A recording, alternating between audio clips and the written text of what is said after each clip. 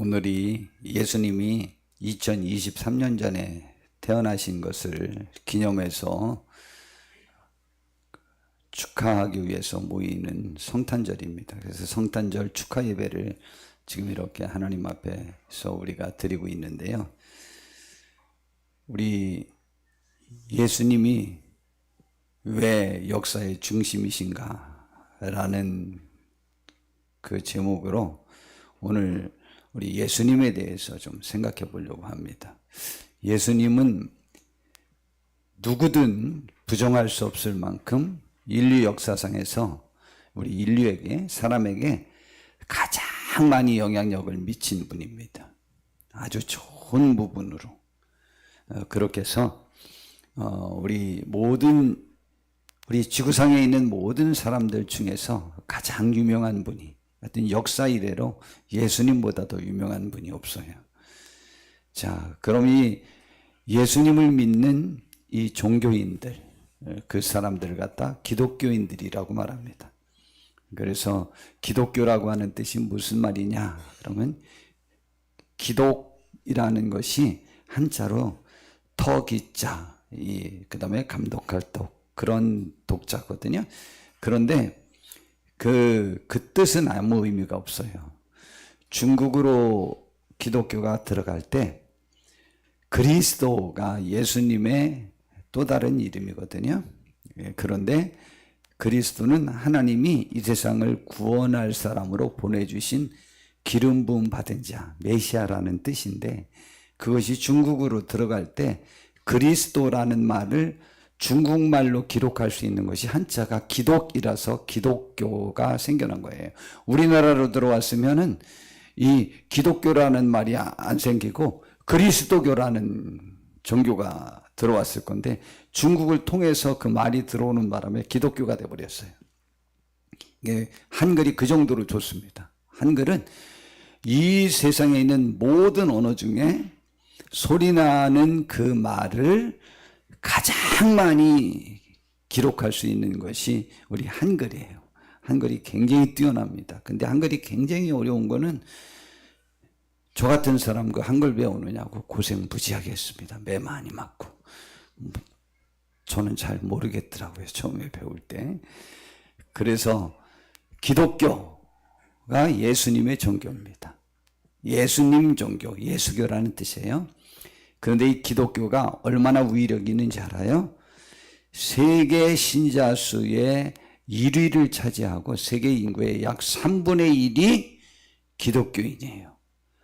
그리고 이 세상에서 가장 많이 판매된 그 책이 뭐냐? 성경책이에요. 약 50억 권이 판매되었고요. 다른 어떤 책들이 감히 추종을 불허합니다. 그리고 판매된 것만 이거고 반포된 것은 이의 갑절도 넘을 거예요. 그래서 많이 이렇게 보급이 됐습니다. 그리고 세계 역사의 중심 인물이 예수님입니다. 실제입니다. 왜냐하면 우리가 지금 2023년이라고 그래요. 이게 2023년이라는 것은 예수님 태어나신 지 2023년이 됐다는 말이에요. 그래서 영어로 뭐라고 그러느냐면은 AD는 아노 도미니라고 말합니다. 저거는 영어가 아니에요. 저건 로마 말이에요. 로마 말. 그리고 예수님 나시기 전을 갖다 우리 기원전 그러잖아요. 그리고 또 영어로 표기할 때는 BC라고 하잖아요. 그 BC가 뭐냐? 그러면 Before Christ. 예수님 이전이라고 말합니다. 고마워요. 세계 역사가들이 그냥 예수님을 중심인물로 해서 예수님 태어난 것을 기점으로 해서 역사 이전, 역사 이후 이렇게 계산합니다.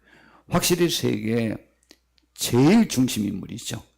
그러면 예수님이 도대체 어떤 분이길래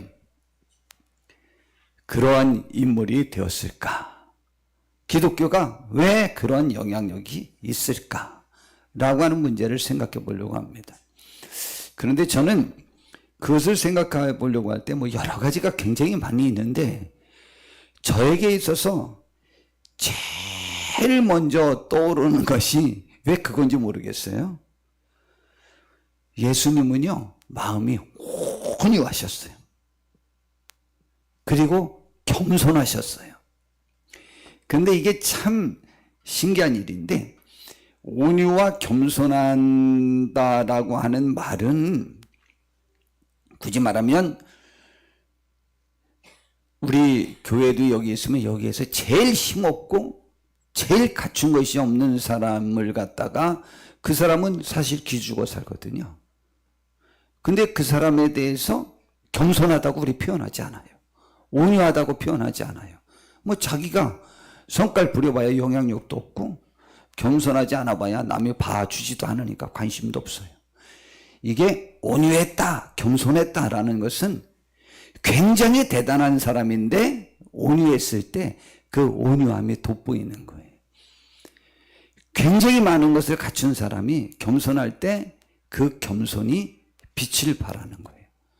근데 예수님은요, 어떤 분이냐면 하나님의 아들이에요. 하나님의 아들이라는 것은 그가 하나님이라는 뜻이에요.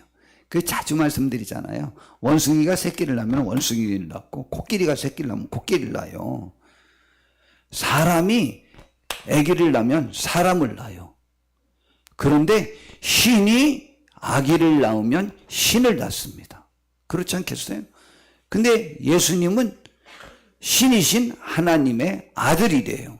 그러니까 예수님은 신이에요. 그리고 천지를 창조하실 때 우리가 우리의 형상대로 우리의 모양대로 사람을 만들자라고 했을 때 우리 중에 포함되는 거예요.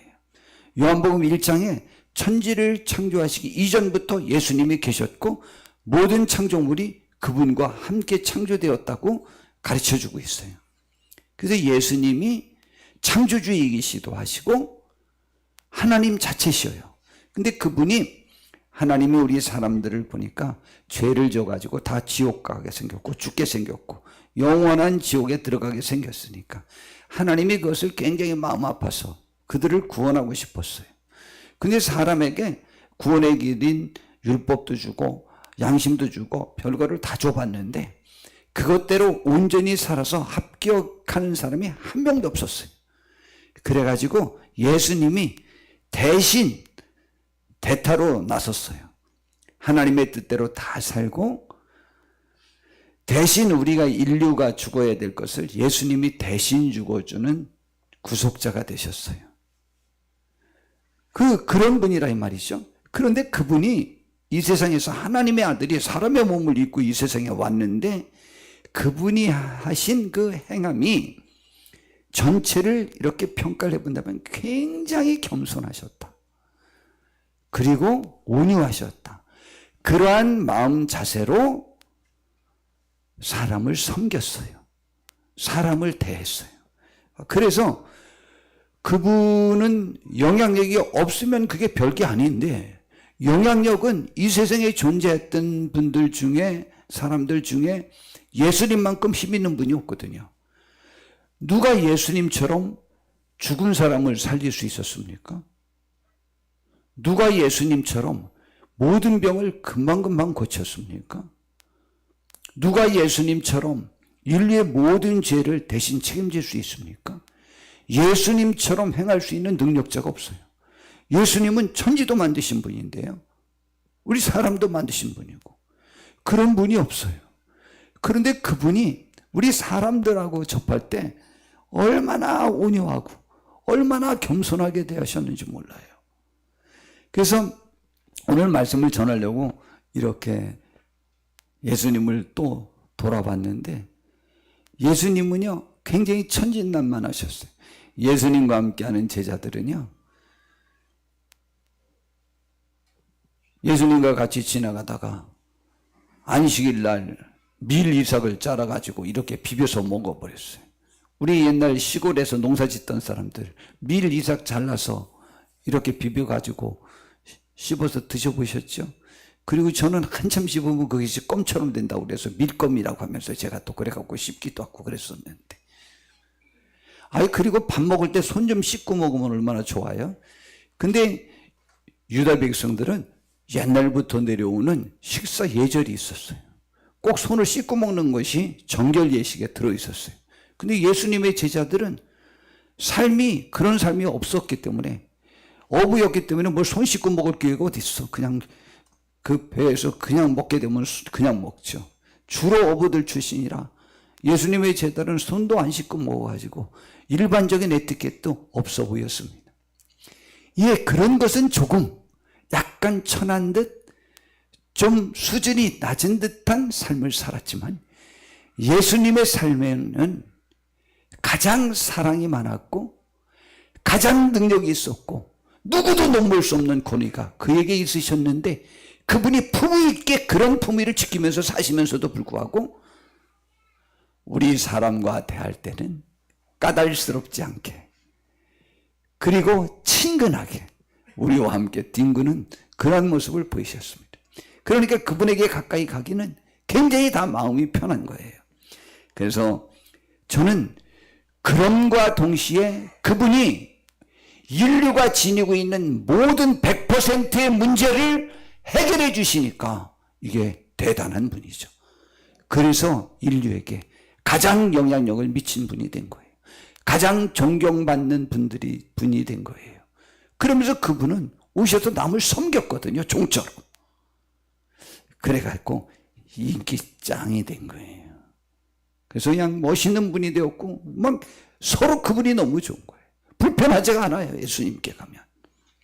그래서 마태복음 11장 28절부터 보니까 예수님이 이 세상의 삶에서 지치고 힘든 삶의 모든 무거운 짐을 지고 있는 사람들에게 나에게 와서 쉬라고 말씀하셨어요. 수고하고 무거운 짐진 자들아, 다 내게로 오라. 내가 너희를 쉬게 할 수 있다는 것이죠. 그러면서 왜 내가 너희를 쉬게 할 수 있을는지, 나는 마음이 온유하고 겸손하니. 지금 마태복음 11장에 저 말씀을 하실 즈음에는 예수님의 권위와 능력이 세상에 지금 막 퍼져가고 있을 때였어요. 유다 사람들이 전부 예수님을 보고 놀랬던 거예요. 막 죽은 사람 살리지, 모든 병을 고치지, 막 보리떡 5개와 물고기 2마리로 어린아이 한 끼 점심 식사 분량으로 그냥 5,000명을 다 먹이고도 12광주리 부스러기가 남게 만들지, 뭐 바다 위도 걷지, 막 이런 막 이적을 막 행하고 있는 상태에서 예수님이 말씀하신 거예요. 나는 마음이 온유하고 겸손하니 나의 멍에를 메고 내게 배우라. 그런데 내가 가르쳐 주는 것을 배워라. 그리하면 너희는 마음이 쉼을 얻을 것이다. 여러분 삶의 모든 문제는 마음의 문제입니다. 그러면서 주님이 이렇게 말씀하셨습니다. 이는 내 멍에는 쉽고 내 짐은 가벼움이니라. 너희들이 삶의 방법에 관해서 나를 떠나서 내 가르침을 외면하고 다른 삶을 사는 것이 너희들에겐 훨씬 힘들다. 너희들 여지껏 너무 많이 고생했지 않았느냐? 힘들었지 않았느냐? 그러니 내게로 와라. 내 말을 들으면 쉽게 해결된다. 라는 말씀입니다. 그런데 그 가르치는 방법이 또 온유하고 겸손하셨어요. 그래서 저는 가장 영향력을 행사할 수 있었을 것이다. 저는 그렇게 생각합니다. 예수님의 배경도 참 신기합니다. 그러면 이 세상에 하나님이 사람 몸을 입고 오게 했을 때 여러 가지 방법으로 왕궁에서 태어나게 한다든가 아니면은 뭐 더 좀 능력 있는 근사한 모습으로 이렇게 오게 할 수 있는데 참 신기합니다. 예수님의 배경, 탄생의 배경이나 그 집안의 배경이나 성장의 배경이나 그와 함께하는 사람들의 모든 배경이 참 그러한 것이 없어요. 사는 것이 어디에 살았냐면 그의 아버지가 누구냐면은 요셉이에요. 요셉. 그의 어머니는 우리가 잘 아는 대로 마리아예요. 근데 그들이 어디에서 살았는지 알아요? 갈릴리 지방의 갈릴리라고 하는 도의 나사렛이라는 마을에서 살았어요. 근데 참 신기한 것이 이 갈릴리는 정통 유대인들이 이방인 취급하고 천한 사람들 취급하는 이방의 갈릴리였어요. 근데 그곳에서 별 이름도 없었던 나사렛 출신이에요. 그러니까 완전히 촌사람 출신에다가 또 별로 정통 유대인들은 깔보는 그러한 사람들이었어요. 그 지역 출신이었어요. 태어나신 것은 또 어디에서 태어났냐? 하필이면 그때 호적을 하러 고향으로 가다가 베들레헴으로 가다가 그때 마침 여관조차 없어가지고 말 구유를 얻어가지고 그때 그 말 구유에서 말 구유에 예수님을 낳아서 거기에다 올려놨어요. 그랬다고 해서 뭐 거기 말이 막 지금 사용해가지고 똥도 있고 막 그러진 않았을 거예요. 아마 빈 마구간이겠죠. 그렇죠? 빈 마구간이지만 피할 곳이 그곳이밖에 없으니까 거기에서 태어나가지고 강보에 쌓여서 말 구유에 눕혀 있었어요. 야, 그런데 이 소식을 또 처음 받은 사람이 또 누군지 알아요? 율법학자들이 좀 받아야 되잖아요. 성경을 연구하는 사람이 받아야 되는데 아니에요. 저 들에서 양을 치고 있던 목자들에게 그 소식이 제일 먼저 전해졌어요. 참 신기하죠? 목동이에요, 목동. 이 목동들은 지금 그 양을 키우는 주인으로부터 채용된 직원일 가능성이 많아요. 그런데 그들에게 하나님이 천사들을 보내갖고 세상을 구원할 구세주가 지금 태어났다라고 그들에게 소식을 전해줬어요. 그들이 그냥 그 소식을 주의 사자니까 천사가 왔죠. 그리고 주의 영광이 막 그냥 하나님의 영광 같은 것이 막 비치는데 그들이 막 무서워했어요. 근데 그들에게 말했어요. 천사가 말했어요. 무서워하지 말라.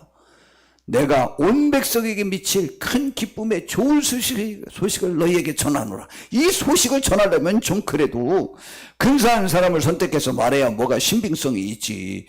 저는 남이 하는 말을 잘 안 믿는 사람이라고 제가 말씀드렸죠. 저는 몇 가지 그 근거 절차를 밟아야 저는 남이 하는 말을 정보를 저는 믿습니다. 근데 안 믿으면 어떡하냐? 그러한 정보가 있다는 것만 입력해 두지 사실로 저는 잘 안 믿어요. 저는 좀 이상스럽게 어려서부터 그런 습관이 있었어요. 좀 따져봐야 돼요. 남이 하는 말을. 그런데 목동에게 전해줬어요. 그리고는 지금 너희들이 기다리는 그리스도 메시아거든요. 구세주라는 뜻이에요. 기름 부음 받은 자. 하나님이 세상을 구원할 사람을 세워준 자가 저기 다윗의 동네에 태어났으니까 가봐라. 그런데 그가 바로 하나님의 아들 되시고 세상을 구원할 구세주 되심을 그 표적을 증거로 뭐를 하냐. 가보면 강보에 쌓여갖고 말 구유에 누워있다. 야, 근사한 집에 있는 게 아니에요. 신기하죠? 전체가 다 뭐가 좀 이상해져 가요. 좀 약간 좀 천하다면 천하고 보통 사람이라면 보통 사람들 속에서 예수님이 태어나셔서 성장하고 자라고 그렇게 되게 됩니다. 그런데 이때 저는 참 복된 말씀을 드리고 싶어요. 그러면 예수님께서 오셨을 때 이 세상에서 그렇게 굳이 말하면 다 천하고 부족한 사람들에게만 예수님이 구원의 축복을 전하고 또 뭐 그렇게 접했느냐? 그런 건 아니에요. 그때 천사들이 한 말이 있어요. 호련히 13절에 보니까 수많은 천군이 그 천사들과 함께 하나님을 찬송하면서 한 노래 내용이 참 의미 있어요. 지극히 높은 곳에서는 하나님께 영광이요. 예수님의 탄생이 하나님께 최고 영광스러운 일이 된다. 그리고 땅에서는 이후로부터 이제 어떤 일이 벌어지냐? 하나님이 기뻐하신 사람들 중에 하나님이 누구를 기뻐하는지 알아요? 겸손한 자를 좋아해요. 마음이 정직한 자를 좋아해요. 자기의 부족함을 인정하는 사람을 좋아해요. 그래서 심령이 가난한 자는 복이 있나니 천국이 그들의 것임이라고 성경에서 말씀해 주고 있는 거예요. 하나님이 누굴 기뻐한다고요? 겸손한 사람을. 겸손한 사람은 내가 이 세상에서 1등 부자든 왕이 됐든 거지였든 가난한 사람이든 평민이든 누구든 마찬가지로 그 마음이 겸손하게 나의 구원에 하나님의 도우심이 필요합니다라는 것을 인식하는 사람들을 하나님이 기뻐하셔요. 하나님이 찾으시는 마음이에요. 하나님이 기뻐하신 사람들 중에는 예수님이 평화다. 근데 하나님이 기뻐하지 않는 사람은요, 예수님 때문에 불화가 일어났어요. 헤로드 왕은요, 내가 왕인데, 내 궁궐에서 내 아들이 태어나지 않았는데 지금 유대인의 왕이 태어났다니, 금방 알았어요, 메시아라는 걸. 그런데 메시아를 경배할 마음이 아니고 그를 죽일 생각을 갖고 있었어요. 그러니 하나님이 기뻐하지 않는 사람에게는요, 예수님이 불화의 근원이 되기도 합니다. 우리는 예수님이 우리의 평화이기를 정말 바랍니다. 아멘. 예, 아멘. 이것도 한번 큰 소리로 아멘, 아멘. 예수님이 우리의 평화, 나의 평화요. 이야, 그러더니요, 그러면은 예수님을 더 좀 자세히 알기 위해서 예수님이 주로 활동하셨던 것도 조금 전에 말씀드렸듯이 정통 유대인들로부터 이방인 취급을 받았던 갈릴리 지방이었고, 또 12 제자도 가룟 유다만 빼고 모두 갈릴리 출신이었습니다. 또한 예수님도 30살까지는 어려운 집안의 목수였습니다. 더더군다나 그 아버지 요셉이 예수님이 활동하던 시기에 한 번도 성경에 등장하지 않습니다.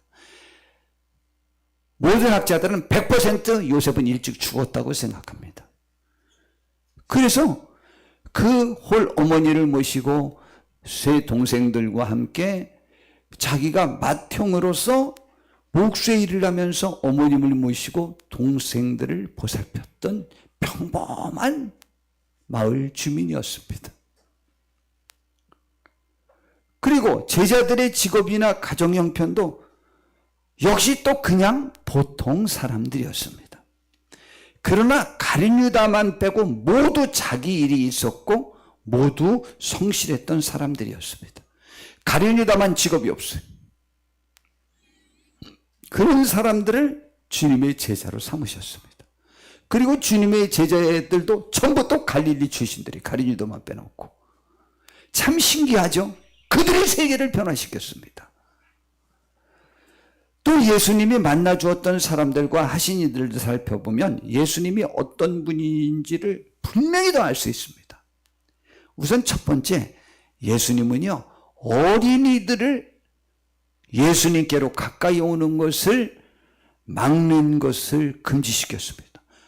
어린이들이 내게로 와야 된다는 것이죠. 그리고 어린이들 같은 겸손한 마음을 가져야 천국에 들어갈 수 있다는 것입니다.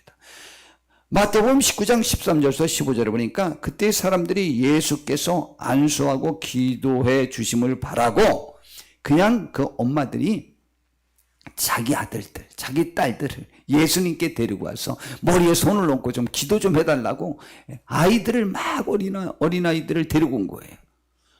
그랬더니 제자들이 막 꾸짖었어요. 지금 예수님 바쁘신데 아이들은 왜 기도해달라고 이렇게 데리고 오느냐고 막 그렇게 했어요. 그랬더니 예수님이 말씀하셨어요. 어린아이들을 나에게 오는 것을 허락하고 내게 오는 것을 금하지 말라 라고 아주 그냥 분명히 하셨어요. 그러면서 뭐라고 말씀하셨는지 알아요? 천국이 이런 사람의 것이니라 그랬어요. 그리고 그들에게 다 안수해 주셨어요. 내가 오늘 이 설교하면서 우리 지우야한테도 안수하고 이렇게 어린이들에게 전부 안수하면서 내가 설교할까 싶었어요. 어이 저기 어디야 세계력교회 목사님은 설교하시는 중에 내려가가지고 아이들한테 축복기도 해주고 뭐 이러면서 다니시면서 설교하더라고요. 저도 그래야 될 거예요. 오늘 지우가 안수기도 해주고 우리 선민이도 안수해주고 우리 시은이도 안수해주고 이렇게 축복기도 해주고 그럴 걸. 예, 제가 저기 지금 못 내려갔지만 저 축복기도 해준 거예요. 알겠죠? 예수님이 그러셨다고. 이상하게 예수님이 정신이 없어. 이 어린이들은 뭐 헌금도 안 한다며. 옛날에 우리 교회 어린이들이 100명이 넘고 막 학생들이 많고 요즘도 얼마 전에 오셨던 이지원 목사님도 어머 여기는 다 청년들이고 젊은 사람들이 많아. 그럼 헌금이 안 나오잖아. 그럼 교회 운영은 어떻게 한대야? 전에 왔던 김영희 목사님 다른 교단에 또 총회장님의 기도해요. 그분도 어머 여기는 불쌍한 사람들 선교하는 교회네. 아유, 난 그런지도 모르고 괜히 이렇게 치마 입고 오고 이렇게 하고 왔네. 어른분들만 계신 줄 알고. 아유, 미안하네. 그러면서 부흥에 오셔갖고 사례비도 안 받고 가셨잖아.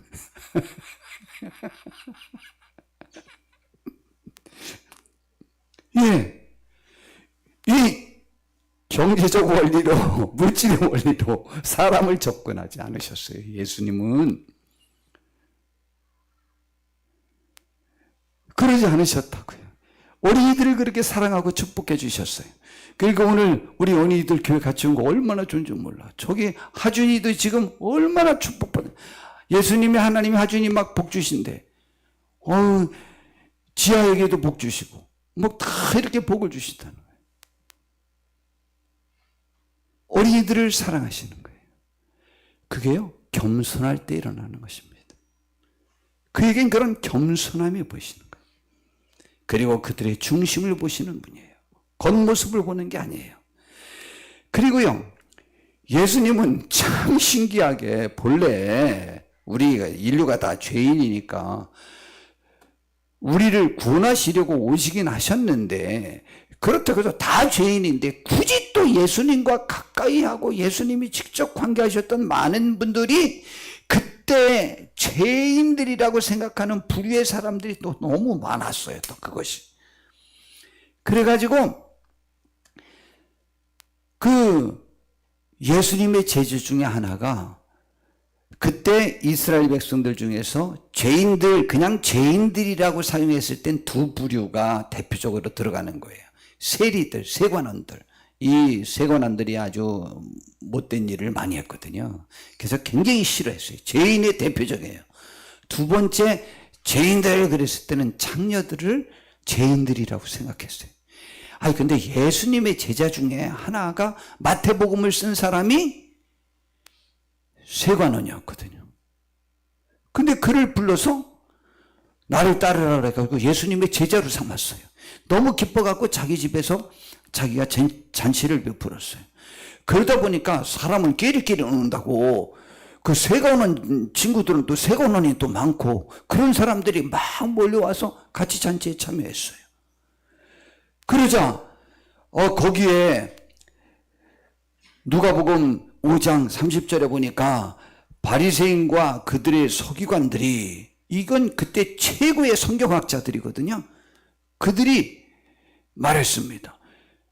제자들에게 말하기를, 너희가 어찌하여 세리와 죄인들과 함께하여 먹느냐, 함께 먹느냐는 거예요. 그랬더니 예수님께서 말씀하셨어요. 제자들을 막 비난하고 큰소리치고 있으니까 그걸 들으시고 예수님께서 말씀하시기를, 건강한 자에게는 의사가 쓸데없고 병든 자에게라야 쓸데있나니 내가 의인을 부르러 온 것이 아니요 죄인을 불러 회개시키러 왔노라. 그러니까 나는 죄인의 친구로서 그들을 구원해 주려고 왔다.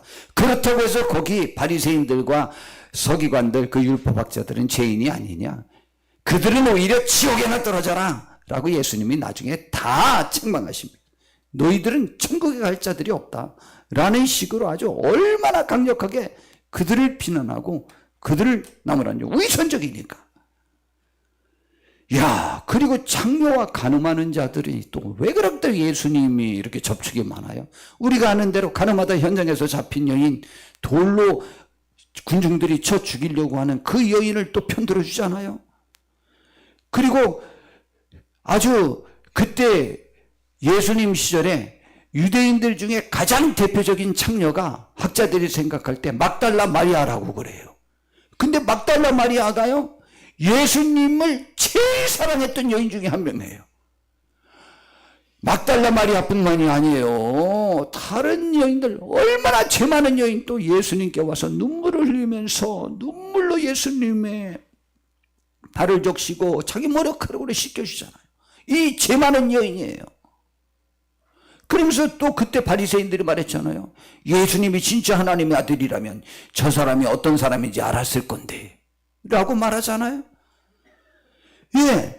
그만큼 그렇게 예수님은 이상스럽게 그런 사람들이 많았어요. 아까도 말했던 그 제자들도 다 그랬잖아요.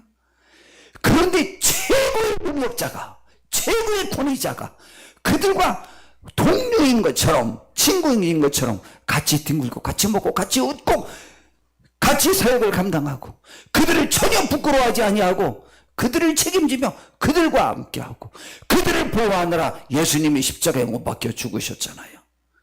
우리를 보호하시느냐고 말입니다. 멋있지 않아요? 또 예수님이 주로 하신 일들이 성경에 나와 있어요. 마태복음 4장 23절부터 보니까 예수님이 하신 일을 이곳에 완전히 요약해서 다 나타내 주신 거예요. 예수께서 온 갈릴리에 두루 다니사 그들에 대항해서 가르치시고 하나님의 말씀을 가르친 거예요. 그리고 천국 복음을 전파하시고 구원받을 도리를 전파하시고 전도하시고 또 백성 중에 모든 병과 모든 약한 것들을 고치시는 거예요. 이야, 이게 병 고치는 게 이게 쉬운 일이 아니요. 이건 섬김의 자세가 없으면 병을 못 고칩니다. 의사분들 그거 돈 벌려고 하는 거긴 하지만 돈 안 주면 그거 안 할 사람 굉장히 많습니다. 얼마나 그게 사실은 쉬운 일이 아니요. 여러분 한번 수술할까 한번 생각해 보십시오. 아이고, 난 치과 의사들도 난 정말 참 힘들 것 같아. 날마다 냄새나는 이발 하고 크게 올리세요, 크게 올리세요. 이야, 그게 쉬운 일이 아니지. 저는 치과 갈 때마다 이야, 이 일을 어떡하냐. 내가 목사 되게 제일 행복한 걸로 하는구나. 아이고 하나님 감사합니다. 난 항상 그런 생각 든다니까요. 어떤 분은 또 그러더라고요. 목사님이 얼마나 힘들게 그걸 뭐하러 하느냐고. 새벽에도 그걸 어떻게 하려고 합니까? 아이고 교회 가면 사람들 얼마나 속썩이는데 아이고 그 일을 뭐하러 합니까? 너무 행복하지 않아요? 전 너무너무 행복해요. 근데 예수님이 이런 일들을 하셨어요. 그리고 거기에 온 사람들 중에 어떤 병이 걸렸느냐면은 모든 그의 소문이 온 수리아에 퍼진지라 사람들이 모든 앓는 자 곧 각종 병에 걸려서 고통당하는 자 귀신 들린 자 간질하는 자 중풍병자들을 데려오니 그들을 고치시더라. 갈릴리와 데가볼리와 예루살렘과 유대와 요단강 건너편에서 수많은 무리가 예수님을 따라와서요 쉴 틈조차 없었습니다. 그런데도 그 사역을 잘 감당하셨습니다. 오늘 성경 본문에 이미 벌써 예수님이 태어나시기 전 800년 전쯤에 700~800년 전에 벌써 이사야라는 선지자를 통해서 좌우지간 메시아라는 사람이 하나님께 기름 부음 받은 자가 하나님의 영을 받은 자가 이 땅에 태어날 것인데 그가 무슨 일을 할 건지에 관해서 예언을 내놓으셨어요. 오늘 본문이죠. 주 여호와의 영이 내게 내리셨으니 저 영을 받은 사람이 메시아요. 그걸 갖다 기름 부었다고도 말해요. 이는 여호와께서 내게 기름을 부으사 왜 부은지 알아요? 가난한 자에게 아름다운 소식을 전하게 하려 하심이라. 왜 부자들이라고 안 했죠? 나를 보내사 마음이 상한 자를 고치며 예, 우리 마음 상한 것 많죠? 우리를 고치려고 하는 또 포로된 자에게 자유를 우리는 모든 것들을 포로된 게 많잖아요. 삶의 포로, 뭐의 포로 그 다음에 갇힌 자에게 노임을 선포하며 여호와의 은혜와 은혜의 축복된 그 시간을 선포하는 거죠. 우리 하나님의 보복의 날을 선포하여 우리가 억울함 당한 것 하나님 해결해 주는 것을 선포하며 모든 슬픈 자를 위로하되 무릇 시온에서 슬퍼하는 자에게 화관을 슬퍼하는 자에게 기쁨의 화관을 꽃으로 관을 씌워주시고 그 죄를 대신하며 슬펐을 때 죄를 뒤집어 쓴다고 말하잖아요. 그 화관을 죄를 대신하게 하며 기쁨의 기름으로 그 슬픔을 대신하며 찬송의 옷으로 그 근심을 대신하시고 그의 의의 나무 곧 여호와께서 심으신 그 영광을 나타낼 자라 일컬음을 받게 하려 하심이라. 오히려 예수님이 하나님의 영광을 나타내고 그럼 어려움을 당한 사람들에게 하나님의 영광을 나타내는 그 나무로 삼아주시는 그 축복의 일을 하려고 오셨다는 거죠. 그런데 이상하게 이사야 선지자가 예언했을 때도 예수님이 그런 일을 하실 거라고 하더니 오셔서 예수님이 그렇게 하셨어요. 그런 주로 억울함 당하고 힘든 일을 당한 사람들을 도와주는 일을 하셨습니다. 예수님은 우리 사람들이 가지고 있는 삶의 무거운 짐과 고통을 해결하러 오셨습니다. 아까 우리 마태복음 11장에서 제가 읽어드렸던 그 말씀을 다시 한번 읽어드려 볼까요? 얼마나 좋습니까? 수고하고 무거운 짐진자들아, 우리 오늘 임마누엘교회에 나와 있는 모든 여러 가지 삶에 지치고 힘든 사람들아, 다 내게로 오라. 내가 너희를 쉬게 해줄 거다. 너희를 쉬게 해줄 수 있느냐? 너희들 이 세상에서 없다고 무시하는 사람들, 내가 힘이 없다고 영향력을 행사할 수 없는 여러 여건 속에서 내가 지치고 힘들어 있는데, 나는 모든 것을 갖췄는데 마음이 온유하고 겸손하고 너희들을 품어주려고 기다리고 있다. 여지껏 살았듯이 예수님의 그러한 모습으로, 그래 내게로 와오라. 그리하면 너희 마음이 쉼을 얻을 것이다 라고 말씀하셨습니다. 우리도 예수님을 맞이하고 마음에 받아들여서 구원함을 받았던 모든 사람들처럼 이 시간 예수님을 환영하며 받아들여서 저 축복을 한번 누려봅시다. 사람은 모두 다 죽음을 두려워합니다. 예수님은 죽음의 문제를 해결하기 위하여 오신 것입니다. 사람은 많은 병에 걸려 힘들어하고 있습니다. 예수님은 병을 고쳐주기를 또 원하고 계십니다.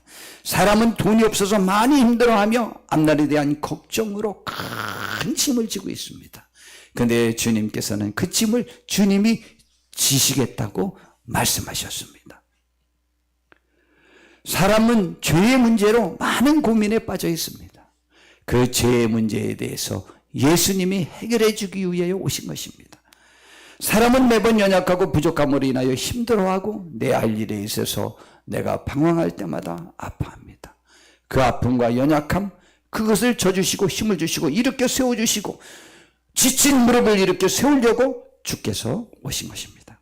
이 시간 모두 다 우리의 문제를 해결하기 위한 주님께 나와왔으니 그 주님을 우리들의 마음속에 진짜로 받아들여서 해결받는 우리가 되시기를 바랍니다. 그래서 요한복음 1장 12절에 이렇게 말씀하셨어요.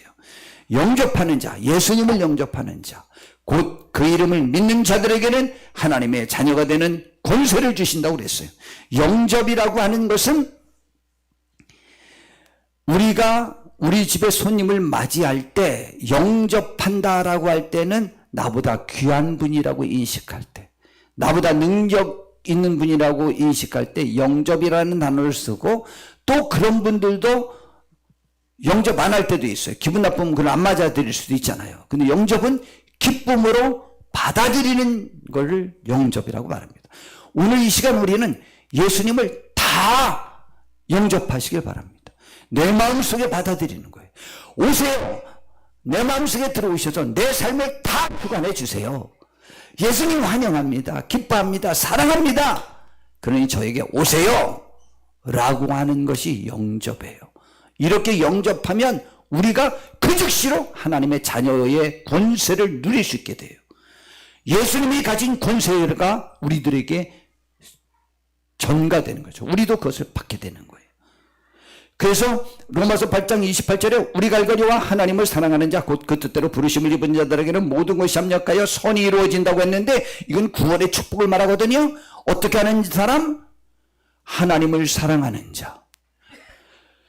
우리가 마음속으로 하나님을 사랑하면 하나님 편에서는 그를 어떻게 보느냐면, 하나님이 곧 그 뜻대로 부르심을 입은 사람, 하나님이 우리를 불렀다는 것을 어떻게 알았느냐, 하나님이 택한 것을 어떻게 하느냐, 천국에서 우리를 택했다는 걸 어떻게 하느냐, 내가 그분을 사랑하면 그분이 나를 택했다고 성경이 기록돼.